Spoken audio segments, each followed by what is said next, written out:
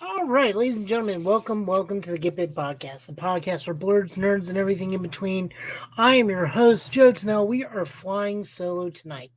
Why are we flying solo? Well, it is the Thanksgiving weekend. If you're listening to this when we just publish it, if not, this is the Thanksgiving weekend for 2023, and Will is celebrating Thanksgiving with his newborn son Obi, as it is his first Thanksgiving. And initially, we weren't actually going to do an episode this weekend, but uh, I'd rather be here doing this than sitting around doing nothing and sharing my holidays with you. Also, I need something to just stay awake. I am so full of turkey, just so unbelievably full of food. And I'd rather not pass out into a food coma. So here we are. We got a good show for you tonight. We got a couple trailers, a couple bit of movie news, and then comics for the week. So let's jump right on over to our first trailer.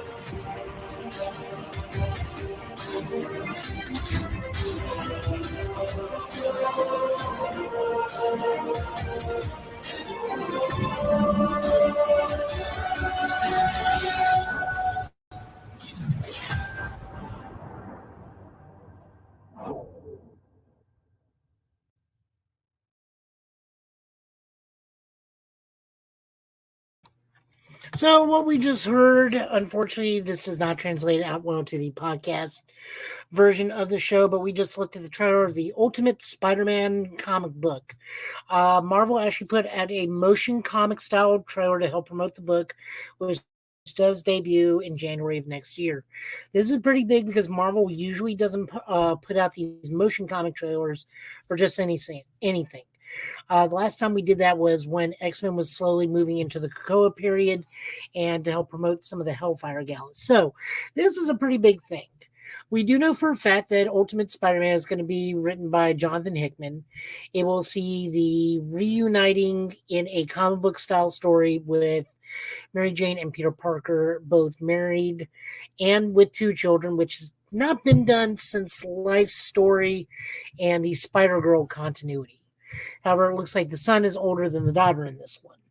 Now, we do see that Peter will be fighting the Kingpin. We see that May died as a consequence of Ultimate Evasion. So Peter is older, looks like to be in his mid 20s or late 20s to mid 30s, possibly. Um, the unfortunate part about this is the Green Goblin very much is reminiscent of that of the same Raimi Spider-Man, and the fact that he is designed to look almost very much like a Power Ranger, like very, very heavily Sentai inspired. And I don't know how well that's going to go over with it. The other question we have about this is that his suit changes from the normal spider suit to the symbiote spider suit to the sensational Ben Riley Spider-Man suit to 2099, leading this to be purely conjecture on my part, is that this Ultimate Spider-Man can either suit change and take on those characteristics, or he can tap into the multiverse and take on aspects of other Spider-Man when he needs to. However, that is purely conjecture on my part. Either way, I'm looking forward to the comic. It'll definitely be Sen 3 because, let's face it, Amazing Spider-Man is rather lackluster. The current Dan Slott Spider-Man, while decent, very much insists upon itself and forces Bailey, the new character Bailey, the Spider Boy, down our throats to the point where he is the center focus in books he's not even meant to be in. He literally has his own solo series now. So I am looking forward to reading just a pure, straight up Spider Man book with Spider Man. Well, Bailey is a Spider Man character, but Spider Man characters I enjoy reading rather than have them forced upon me in continuous fashion. So next up, we're going to be looking at our next trailer here in just a moment. Just got to get it queued on up. And we will be looking at the Justice League Infinite Crisis trailer. Um, don't know how I really feel about this one, mostly because let me go back to full screen real quick. Mostly because I feel that this is kind of unearned. Um, the new Tomorrow Universe continuity of DC Animated Universe feels very, very uneven. And what I mean by that is the movies we've been getting are very much kind of like a year one, year two for each superhero. And then all of a sudden we're in Infinite Crisis, which should be like a year 7, year 10 event in terms of like scale. Uh, so it's coming to a very young Justice League. And as you see from the trailer, we're going to run in just a moment. It's very uneven. So I don't know really how to feel about it. So bear with me and I'll talk about it in just a second after we run the trailer.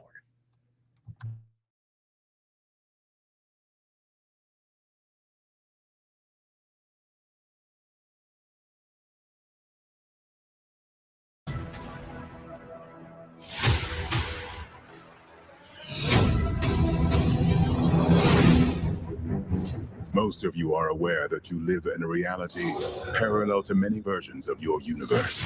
I've gathered you all to save your worlds. Is it as bad as it looks? Yes. You're needed, Kara. Something's about to happen. Something major. The universe. It's all vanishing.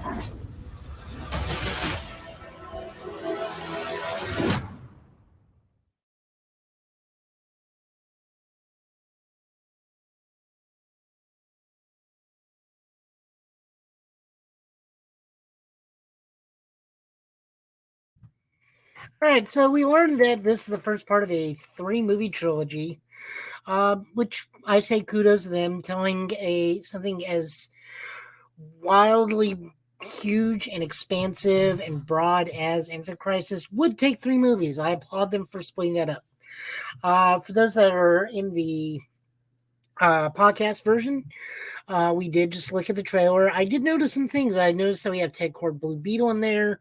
Amazing Man is part of the normal Justice League in this thing, or at least going to be heavily a part of the film, which is very good because, Amazing Man is not somebody that we get a whole lot of. You sure I'm saying his name right?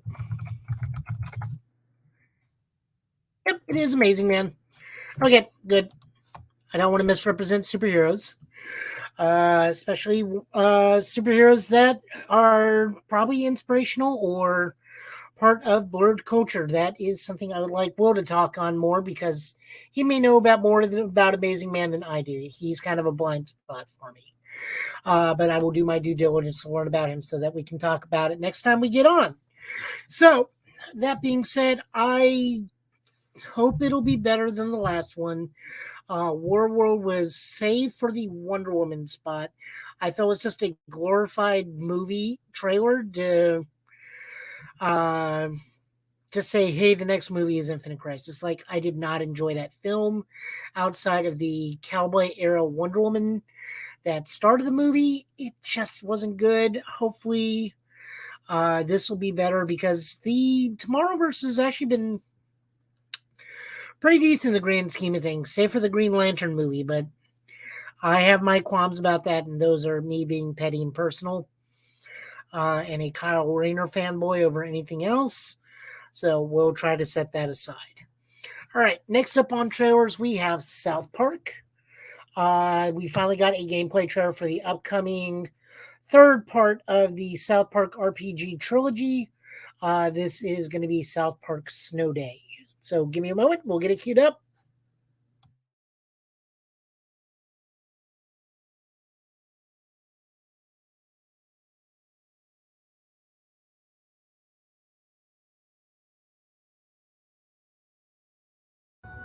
Hey, you ready to come play another game? Okay, new kid, we have all new rules this time. Now you can play alone or with 3 of your closest friends. Unless you don't have any friends, then you can just join matchmaking and play with randos. Now listen, Clyde has information that the elves are preparing to launch a massive attack on our kingdom. They've been spotted advancing their forces near Stark's Pond. We have to take them out before they kill us all. Good luck. Yeah, get him, new kid.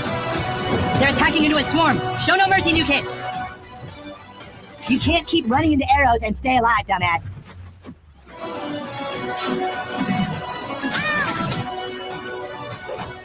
Okay, very nice, guys. I know you're hiding something, pal, and we're gonna find out what it is.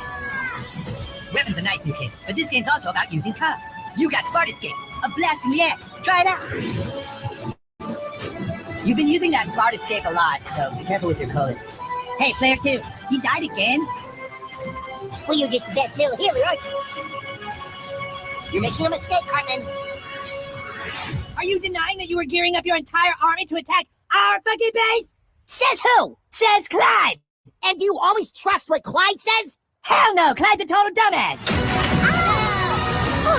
You're all acting crazy. Got weapons here. It's the apocalypse. Prepare to die! Kick that fucking elf's ass! No! Good luck trying to ruin this game. I'm sure you'll manage.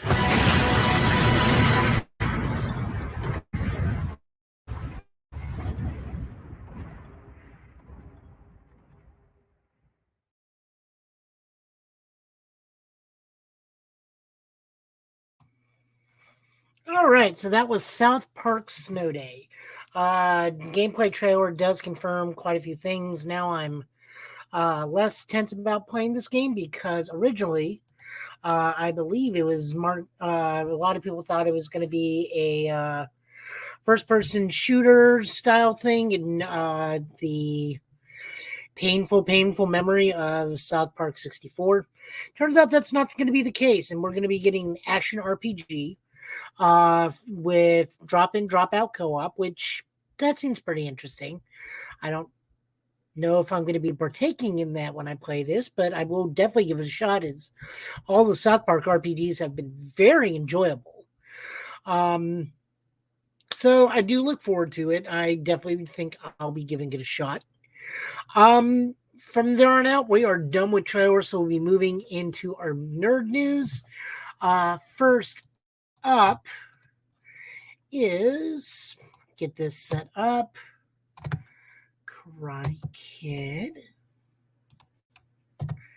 And that is that Ralph Macchio and Jackie Chan will be starring, who originally starred in separate Karate Kid movies, will now be starring in their own single Karate Kid movie.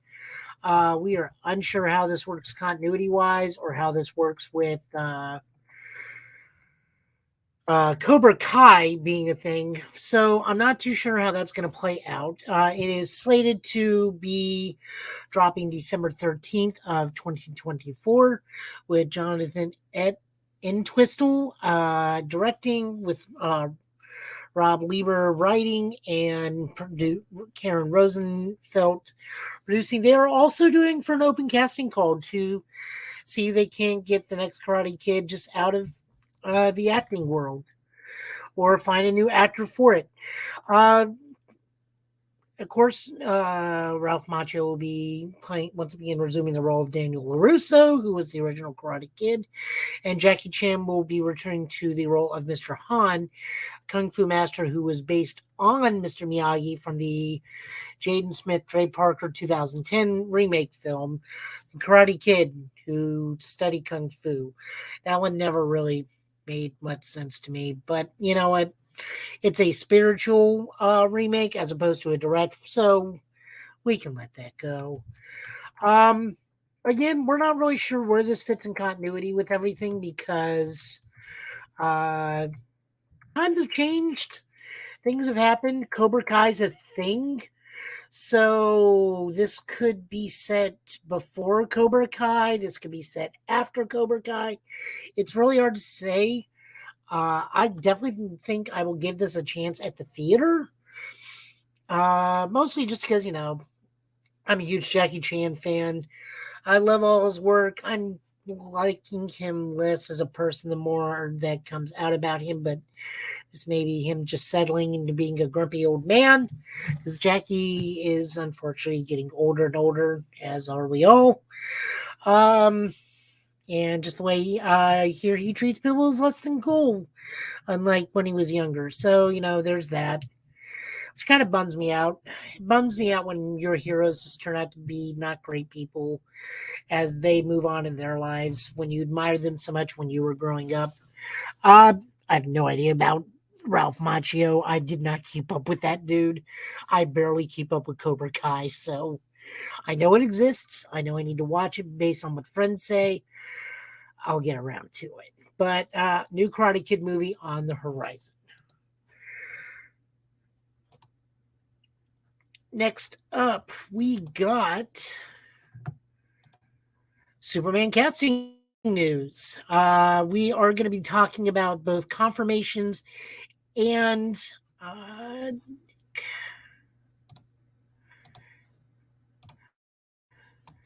so we have one actor that is in talks, and we have two actors that have been confirmed. So first off, let's talk Nicholas Hoult. Nicholas Hoult was originally said to have been cast by Deadline.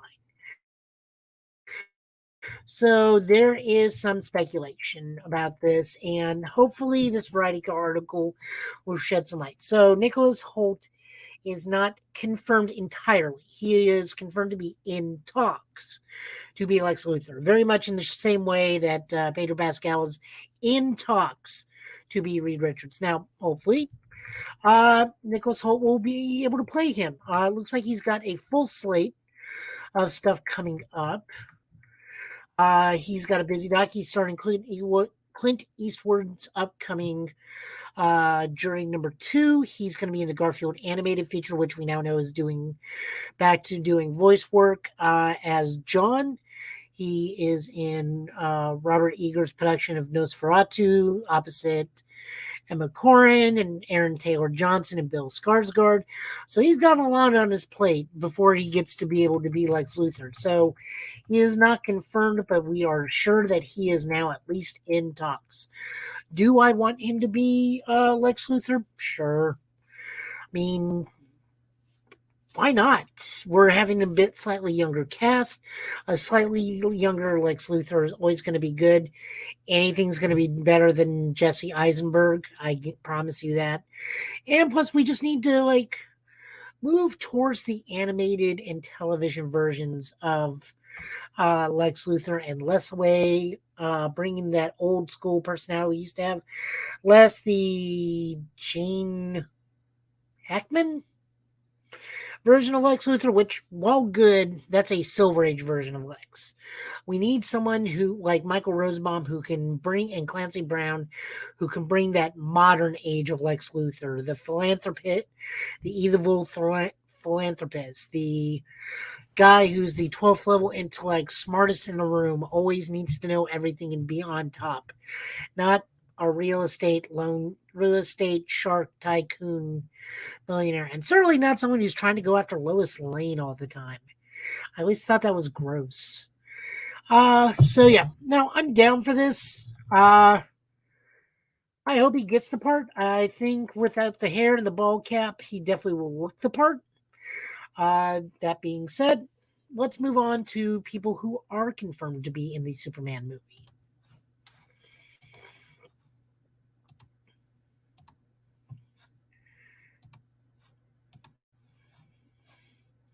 And that is Skylar Gisonoto as Jimmy Olsen and Sarah Sampaio as Eve Teschmacher, Mrs. Teschmacher. So the kid who played young Sean in Psych is going to be Jimmy Olsen, and see what this nice lady has done.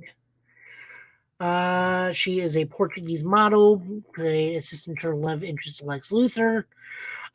She was previously brought to life by Valerie Perrine in the Christopher Reeves and Andrea Brooks in the CW Supergirl series. So at least Miss Teschmacher has been around for quite a while. Giznado is best known for HBO's Righteous Gemstones. Paul and Thomas Anderson's Licorice Pizza. And as I stated before, I believe he was young Sean in the Psych USA series. They have been confirmed in these roles. I look forward to watching them as much as I do everybody else in the upcoming Superman Legacy movie. So, much love to them, and can't wait to see what you guys got coming down the road. And we are going to be covering 2 more articles tonight because I just found out about this, and I can't wait to learn everything about it. That is that Alien is going to be coming back. Alien Romulus, which was originally slated to be a Hulu movie, very much in the vein of Predator's Prey, was slated to be a Hulu series, but the scale grew so big, it will now be a fully feature film, which is slated for August 16th of 2024. It will be directed by Fede Alvarez, who helped co-write this movie and was also the director of Don't Breathe and the 2013 remake of The Evil Dead, which is very good and ungodly terrifying. So he is looking to turn the Alien film back into its horror roots. We're getting this from the Nerdist because they have a good correlation of information about this film. This is one of the films that did get delayed as a result of the strike. So their filming was delayed, and now we'll start filming in February. We know, as like I just said, directed Don't Breathe and 2013's Evil Dead. He also co-wrote the script with Rodo Sayguis. Ridley Scott will be producing, executive producer on the film. We also have the cast. The cast will be starring a bunch of young people. Apparently, this is going to be young people who are either stranded on a planet with xenomorphs, or young people are sent to start up a colony, and the colony, unfortunately, is near a xenomorph hive. All we know, it's young people, it's young adults versus xenos, so that part kind of ends me, but, I'm open to it. So it's looking to star Kaylee Spiney of Mayor of Easttown. She will be joining the cast of David Johnson, Archie Renoir, Isabella Mercedes, and Spike Fern, and Eileen Wu. Looks like the release date, as I said, has been confirmed to be August 16th of 2024. I really look forward to this. I'm a huge Aliens fan. I recently just got through listening to audiobooks about the Alien universe. I'm on my 3rd, and I'm currently replaying Alien Isolation on the hardest difficulty. I cannot climb a staircase at the moment because the Xeno keeps catching me, and it's the very right. As soon as the Xenomorph is introduced, I can start to die constantly. I'm not that great at it. So what other news do we have? Well, we still have more Alien news. And that is that, let me bring it up real quick.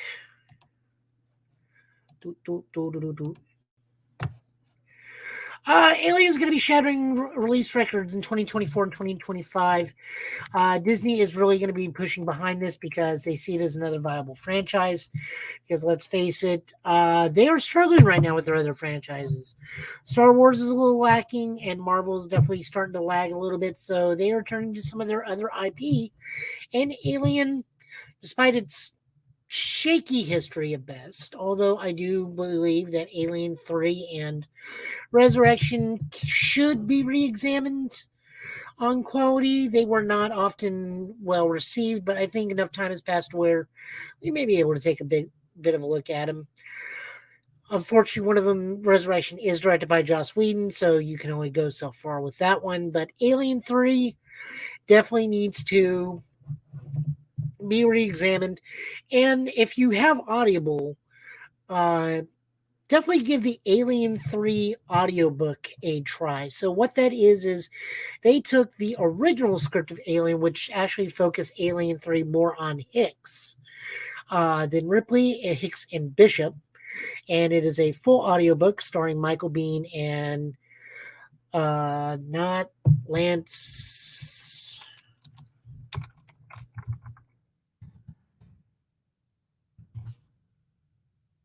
I never get his actor's name correctly. Lance Henriksen. I never do that. I always do the other person. So Lance Henriksen gets to come back. And it's just a nice adventure. It's only an hour and a half listen, so I would definitely recommend that.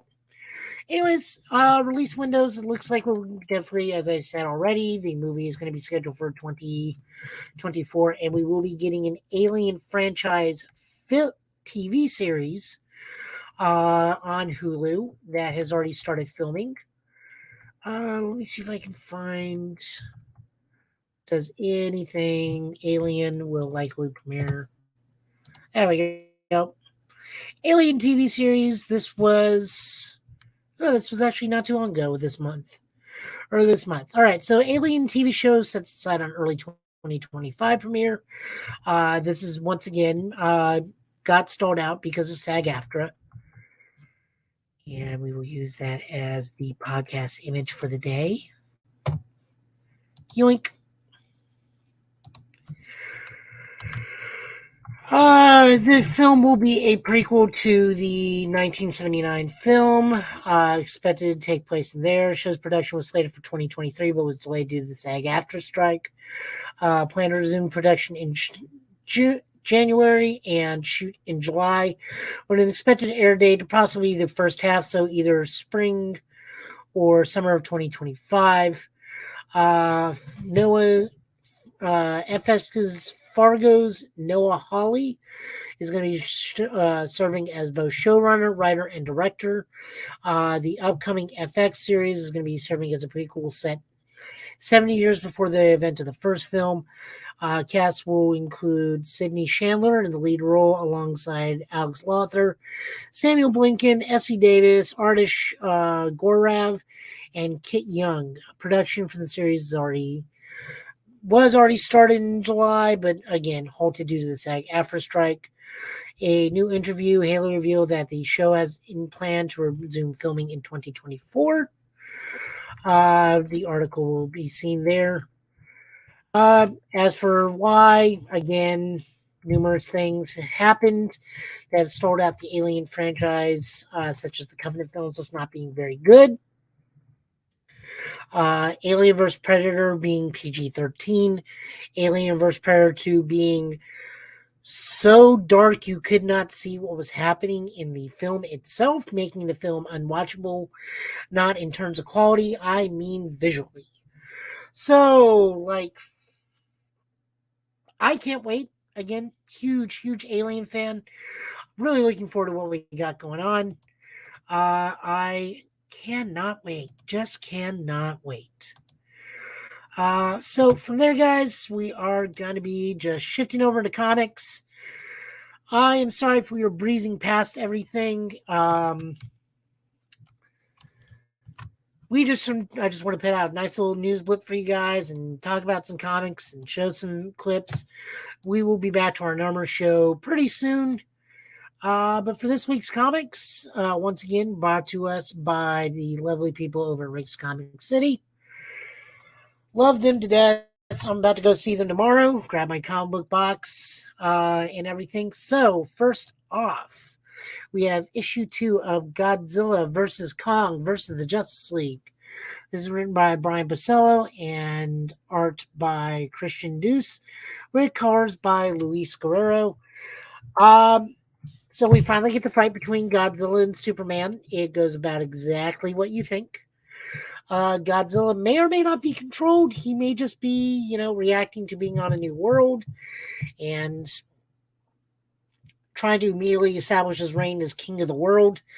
There are also other kaiju around the area, most notably and purely coincidentally a bat kaiju in Gotham. What are the chances?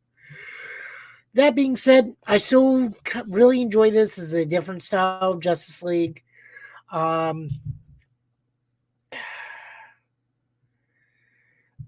dig it. The deeper thoughts in here is this is not a great book to introduce people to the Justice League to, because this universe is, pardon me. This universe of Justice League is not very different, is not the usual attitudes we are accustomed to with some characters. So there's that. Shazam makes a pretty fun appearance in this. It's fun. I'm going to keep going because I'm already knee deep in the Monarch universe, so I might as well continue to be a part of this because I think this technically counts as in continuity to everything else going on within the Monsterverse and the Monarch universe. So definitely recommend. Moving on, we have Superman number 8, written by Josh Williamson, art by Gleb Menkelov and Norm Rapmund, David Baldon and Jamal Campbell, coloring by Alejandro Sanchez and Jamal Campbell. So they are still fighting the Change. The Change is still going after Lex Luthor. We do get to see what the Change's powers are, and they surprisingly give a link to Superboy, Connor Kent, not John Kent. John Kent is nowhere to be seen because he's caught up in the upcoming Titans event of Beast World. So no John Kent, definitely Connor Kent, my Superboy. Not to say that I don't like John. I like all the super people, but if I'm going to have to pick any particular person to be my favorite out of the super family, it's Power Girl. No, we see that Connor has an intrinsic tie to the new villain, the Chained, and just the battle continues against him. Very good book. Good book. I enjoyed it. It's a pretty book. It's prettier than it is a better read. I will say that. I believe Josh Williamson still has an excellent voice for all the super characters. I just find it odd that this is how we learned how Connor's powers come from. It's weird, but I dig it.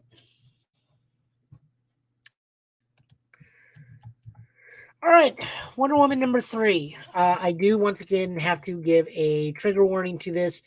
This does have a portrayal of suicide in the book, so please read this at your own caution. Other than that, hello. Zoom in here because I cannot read this. We are not zooming in for the reason you people think. Please get your head out of the gutter if you're on the video version of this. So, this is written by Tom King with art by Daniel Sampere, cards by Tamu Mori. What can I say? This book continues to be just unrivaled in terms of quality and art. This is my pick of the week. We still got other books we got to look at, but Wonder Woman 3 is my pick of the week. Wonder Woman just takes the fight directly to Sarge Steel and just goes through an entire office of military just so nonchalantly, it's hilarious. Meanwhile, the new villain, the President of the United States, which is a phrase I never thought I'd be saying, talks to a young soldier and using his black lasso of truth, makes him believe that Wonder Woman has emasculated him enough to the point where the soldier needs to commit suicide to further the war on the Amazons. I am of two minds of this. I believe that the story overall is good. Sorry about the truck in the background. I believe the story in this book is very good. I believe that this is a book you should absolutely be reading. Just because of everything that's going on in our world currently is very well reflected in this book to a degree. Again, though, I do have to very much emphasize we do have a depiction of suicide in this, and that can be very tough for a lot of people. So please read at your own discretion. We do have, however, a wonderful backup in the book where it shows a very young Trinity, which is Wonder Woman's daughter, being babysat by John and Damian, and she goes on an adventure with Damian as a mini Robin, and they take on Killer Croc together, and it's adorable.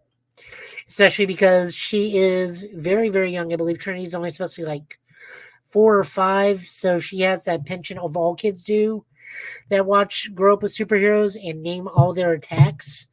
So guys, be aware, do not get caught by the Trinity kick. Poor Waylon did, and he was not great for it.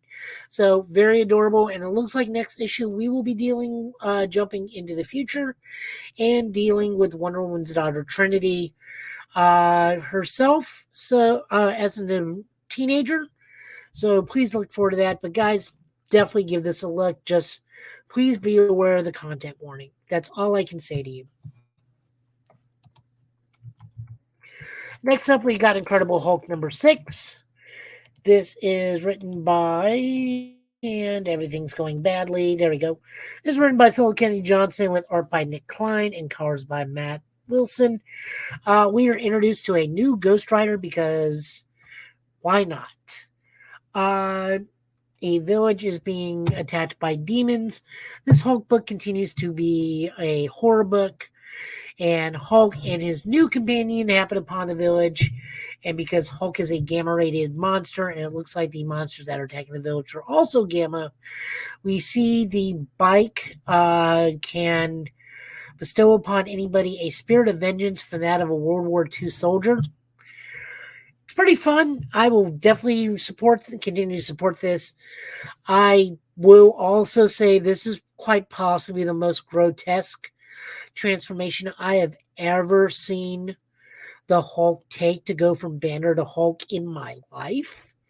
So bravo to you guys in the art department and the script and Mr. Johnson and his scripting, because his newest transformation of going from Banner to Hulk is utter terrifying body horror. Just gives me the creeps. Just ugh. So let's take a shift to the other side of the gamma coin. We are looking at the Sensational She-Hulk number 2. This is written by Rainbow Rowell. Rainbow Rowell. I actually had to listen to an interview to get her name pronounced. With art by Andreas Gallant, and colors by D. Caniffy. The Hulk makes a guest appearance in She-Hulk. Jen, already having enough going on with her life, does not need Bruce stomping around and making her life even harder. And Bruce is just like, well, look, I'm here for you because I keep sensing a She-Hulk tracking me.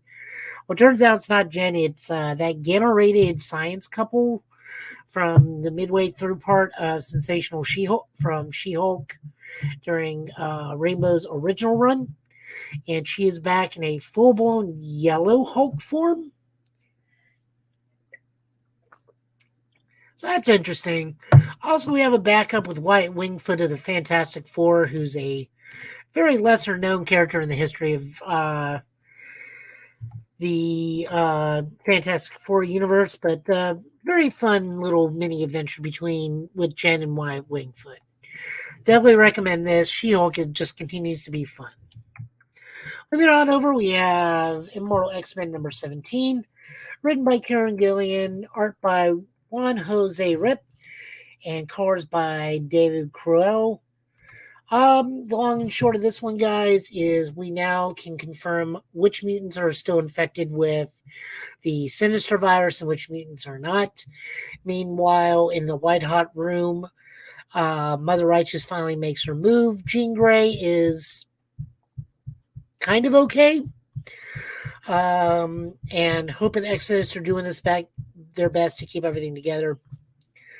I really, really enjoyed this. I thought it was a little confusing for a little bit, but the White Hot Room always manages to do that. I do like that we are slowly starting to move towards the end game in a lot of these books because Mother Right is starting to make her move. Seems right at this point. I just don't know where they're going to be going with this too much longer because I don't know if Jean is dead or alive anymore or if anybody is dead or alive since they're in the White Hot Room. That's been made very unclear. So hopefully we'll be getting answers soon. But the art blows everything away. The cover's gorgeous. The story's fine. It's just very confusing on how we move forward. Next up, we have Invincible Iron Man number 12. This is written by Jerry Duggan with guest art by Ig Gurara. Cars by Brian Valens. Just the long and short of this is Riri pays a visit to Tony and gets into a psychic battle with Emma Frost via, I guess it's the rings of the Mandarin, because Riri is not immune, does not have psychic abilities, so she was wearing rings on her hand that gave her the ability to get into combat with Emma on the psychic plane, which we all know is a bad idea. So yeah, just more fun on there. This is probably one of the very few times I've really enjoyed an Iron Man book, mostly because how well this ties into the X-Men series. So if you guys get a chance to go pick it up and trade, please do so. You will not regret it. And then finally tonight, Void Rivals. This is written by Robert Kirkman with art by Lorenzo De Felici and colors by Matthias Lopez. Our two characters have escaped jail and are now basically just reenacting Escape from New York, Escape from LA with a little bit of a twist on the Warriors. They got to get to a certain point on the planet to escape the planet into a more neutral zone. Meanwhile, the pig alien bounty hunter from Transformers continues to be a central focus in a B plot line where he has gone to the Quintesson homeworld of Quintessa to try and bargain for money to make a living. Because, I mean, he's a bounty hunter. He holds no ill will in the grand scheme of things. He's just trying to, live his life as a mercenary and pick up some work. So he brings the ship that the two cobbled together, alerting the Quintessons that another race experiment that they had, which they thought died out over the course of the multiple millions of years passing, is still alive and functioning, and now they're interested in seeing what the race is up to. This is a great tie-in to Transformers. It's interesting to see what's going on. I am really digging this. I wish, and this is the bad part about for me, and I don't think this is the quality of the book. I think this is just me, is I am still having a hard time learning their names and differentiating the two, which seems bad, but it's really not. That's more of a me thing. I'm just kind of mostly trying to do this more. This is more of part of the prep for the show on my end. Because much like, I am very, very busy with my job, and I can pay attention to some books more than others because I've grown up with like the X-Men and Spider-Man and other characters. But new books, unless they're like big, big things, I kind of skim in order to prepare for the show, but still want to try to give an honest opinion about it. And I do like Void Rivals. I think it's a very good entry point into a unique perspective in the world that hosts both the Transformers and G.I. Joe, and I will do better to remember characters' names next time we recommend Void Rivals on the show. But guys, that's it. Thank you for entertaining me for as long as you have.